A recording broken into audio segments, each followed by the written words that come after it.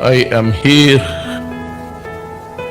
because I love my country and I love the Filipino people.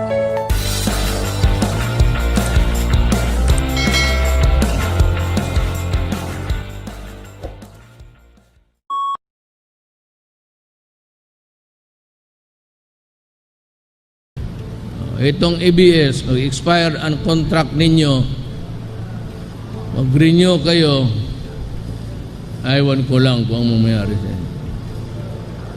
Ako pa sa iyo, pagbili na ninyo yan. Kasi ang Pilipino ngayon lang makaganti sa inyong kalukuhan. And I will make sure that you will remember this episode of our times forever. Andito na po yung report ng ating secretariat.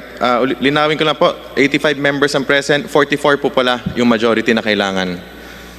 So, ang nag-yes, 70. Ang nag-no, 11. Dalawang yung nag-inhibit, isang nag-abstain. Ayun, yun ang total. So, 70 ang yes, 11 ang no. Dalawa nag-inhibit, isa ang nag-abstain.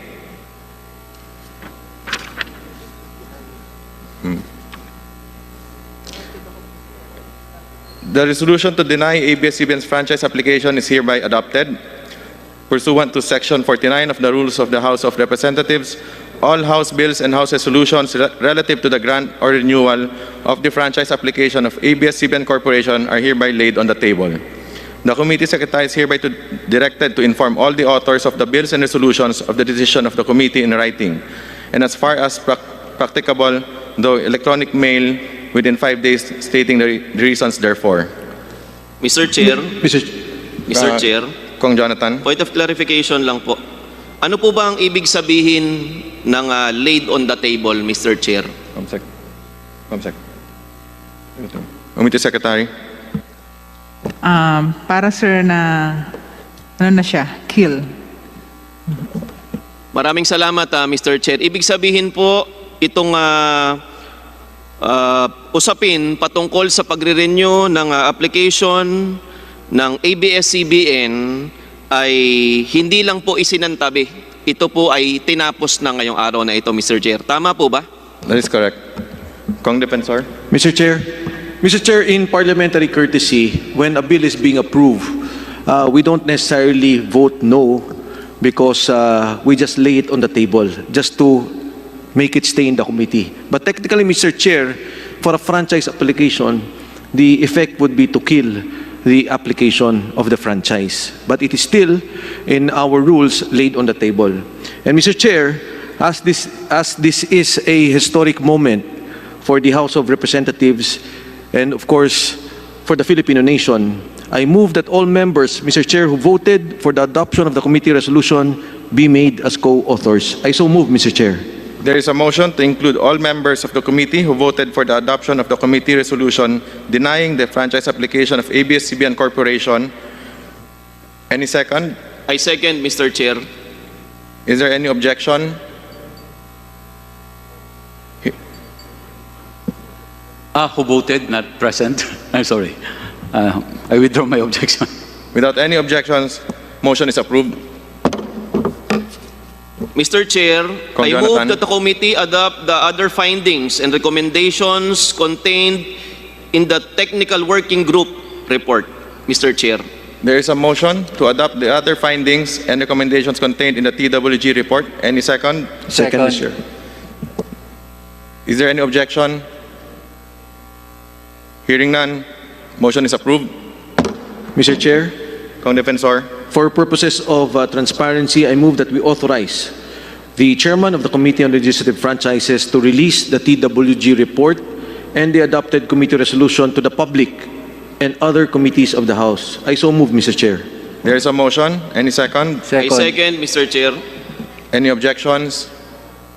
Hearing none, motion is approved. Mr. Chair, mukha pong tapos na ang usapin ngayong araw na ito. Mr. Chair, I move to adjourn. Mr. Chair, Kong Defensor. let me before I second the motion, let me just congratulate you, also those who voted no. The members of the minority are all here. Those who have worked for the 11 hearings, the 12 hearings, Mr. Chair. Let me congratulate you, Mr. Chairman, again, and the TWG group. I second the motion, Mr. Chair. Mr. Chair, before we adjourn, Yes. I just want to be clarified if this committee report will still be. I just want to be clarified if this committee report will still be presented to the plenary, not anymore. Hindi na po. This is it, no? Okay. Mr. Chair, Congarin. Mr. Chair, we are in receipt of some text from fellow members from the minority who would like to insert explanation of their vote. Yes, Just a pwede po moment. isubmit na lang po sa committee. Thank you. Thank you, Mr. Chair. As there are no other matters to discuss and there's a motion to adjourn, duly seconded, hearing is adjourned. Kong Mike. Mr. Chairman, first and foremost, let me congratulate you as chairman of this committee, the Legislative Franchise Committee. Let me congratulate our Deputy Speaker, Pablo Jan Garcia, Congressman Xavier Jesus Romualdo, and from the minority, Congresswoman Sterilus A. Kimbo. This is a very excellent report, Mr. Chairman. I've read it thoroughly. I therefore move to adopt the committee resolution. There's a motion to adopt. Mr. Chairman, Congressman Zarate. before we act on the motion to approve the technical working group, may I just raise some parliamentary inquiry as to the process of how this report came about. Well, the Deputy Speaker Garcia said they went through a process, no? And he mentioned that kinuha nila yung consensus ng members. May just be clarified how was this done, because there are also, like us, we are ex-officio members. We did not have this opportunity to be consulted by the technical working group, especially that we are also authors of the franchise, no? Renewal of the franchise, Mr. Chair. Kasi nabanggit na ito kahapon ng Chair, no? We did more than 100 hours of hearing, voluminous records, contentious issues, and I think it behooves upon this committee to be informed how exhaustive the discussion was to come up with this 40-page report by the technical working group, Mr. Chair.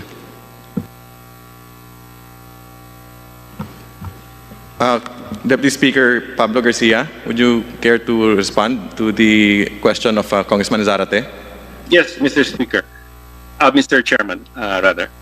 The consensus was determined by the technical working group by consulting some of the members, and although not all members were consulted, because you know, the inclinations of a lot of the members could already be determined from their conduct during the hearings, the questions they raised, and the points that they argued. Also, this consensus was arrived at after consultation with leaders of blocks in the House. Anyway, Mr. Chairman, this vote that the committee is about to take will determine whether the TWG's initial determination of the consensus is correct or not. We are not shutting out anybody here, because the members, all members, can still vote on whether to accept or to reject this TWG report and recommendation. Mr. Chairman. Mr. Chairman. Congressman Barsaga. Siguro, Mr. Chairman, alam naman natin na itong committee hearing natin tungkol sa prangkisa ng abs-cbn ay naiiba sa mga committee hearing na ginaganap natin. This is a well-publicized hearing na lalaman at nakikinig at sumusubaybay hindi lamang ang ating mga kapwa kinatawan, whether members or not members of the franchise committee, pati na ang taong bayan. At sa aking pananaw, siguro naman sasabihin ng mga kasapi ng Technical Working Group na kahit na maraming issues, I am absolutely certain that like the ordinary people, they are carefully watching kung ano ang mga proceedings natin at sa tingin ko, alam nila kung paano ang gagawin sa kanilang Technical Working Group, pati na ang kanilang report. Maraming salamat, Mr. Chairman. Mr. Chair, Kong Mike. Mr. Chairman, nais ko lang pong idagdag, kasi po dito po sa committee report, dito po ang tatlong tao na nakapirma, si Deputy Speaker Garcia, ang tumatayong tagapamahala ng Technical Committee. At para po sa majority, si Congressman XJ Romualdo. Sa minority po, ang nakapirma ay si Congresswoman Stella Kimbo. In fact, she voted against the committee report. Ang nais ko lang po sabihin, Mr. Chairman, sa party po ng majority, yun po ang responsibilidad ng mayorya. Sa minority, of which the Honorable Abante is our minority floor leader, which includes the Honorable Sorate, sila po ang dapat mag-usap sa minorya kung ano ang kanilang posisyon, kung meron man, Mr. Chairman. But as far as the majority is concerned, andito po nakapirma ang tatlo at may representasyon ang ating minorya. Thank you, Mr. Chairman. Thank you.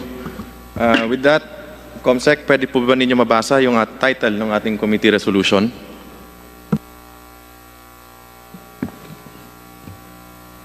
Committee resolution. Resolution denying the franchise application of abs-cbn Corporation to construct, install, establish, operate, and maintain radio and broadcasting stations in the Philippines. There was a motion. Any seconds? Any I objection? second, Mr. Chair. Any Objection, objection? Your- There is an objection. Given that meron pong objection, we have to divide the House para po pagbotohan natin. We have 85... Mr. Chairman, point of clarification, Mr. Chair. Kong Alvarado. Mr. Chairman, maaari po bang malaman namin kung ilang boto ang kinakailangan para po pumasa ang committee resolution? Based po sa 85 na committee members at ex-officio members na present, ang kailangan po para manalo is 43. Majority po. 50% plus 1 po. Aba. Maraming salamat, Mr. Chair. Thank you. So, ngayon po, nais po nating i-remind, we would like to remind members na pagdating po sa voting natin, that a yes vote means that a member supports the adoption of the committee resolution. Hence, a denial of the franchise application of abs-cbn Corporation. A no vote means that a member opposes the adoption of the committee resolution and hence favors the granting of the franchise application of abs-cbn Corporation. Mr. Chair, Kong Jonathan. tama po ba na mga miyembro at ex-officio members lamang ang maaaring bumoto sa House resolution po na pagbobotohan natin ngayong tanghaling ito? Tama po, that is correct. Mr. Chair, kung tama po yun, ang ibig sabihin po, ang pagbobotohan natin dito ay hindi yung pagbibigay ng, ang pinagbobotohan po dito ay kung umaayon ka ba sa committee resolution o hindi.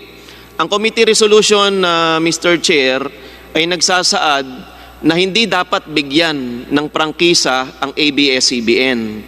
Kung sa gayon, Mr. Chairman, para po sa kaalaman ng ating mga kasamang members at ex-officio members na boboto po ngayong hapong ito, kung po kayo ay mag-yes, ang ibig sabihin po ng yes na boto po ninyo ay sumasang-ayon kayo sa committee resolution na huwag bigyan ng prangkisa ang abs-cbn.